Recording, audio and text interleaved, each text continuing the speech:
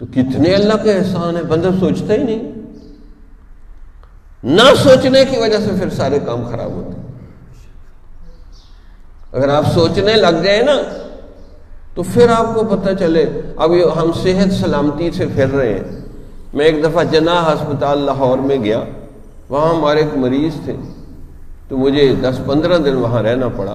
ہسپتال میں رہنا بڑا مشکل کام ہوتا ہے، ہسپتال میں رہنا بڑا مشکل کام ہوتا ہے. تو وہ ایک بندہ مجھے نا جہاں سانس کے مریض تھے نا وہاں لے کے گیا. تو ایک مشین بول رہی ہے، چیخ رہی ہے. میں نے کہا اس کو کیا ہوا، یہ مشین کیوں بول رہی ہے؟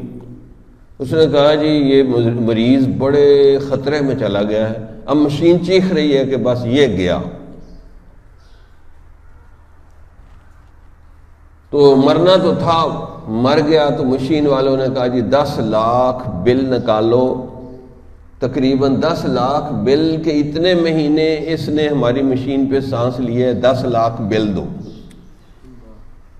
پھر کہتے ہیں کہ لاش پھر اٹھانے دیں گے، پہلے 10 لاکھ بل دو. کتنے ایسے مریض ہوتے ہیں.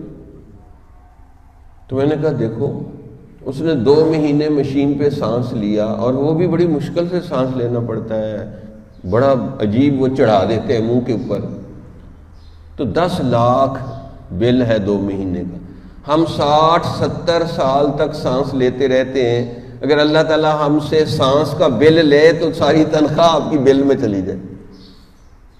یہ جو سانس ہمیں اللہ دلا رہا ہے کہ پتہ بھی نہیں چل رہا سانس آ رہا ہے، کھا رہے ہیں، پی رہے ہیں، سو رہے ہیں، جاگ رہے ہیں، آٹومیٹک سسٹم ہے. سانس خود بخود آ رہا ہے، جا رہا ہے، آ رہا ہے، جا رہا ہے. کس سے مانگے کہاں جائیں، کس سے کہیں، اور دنیا میں حاجت روا کون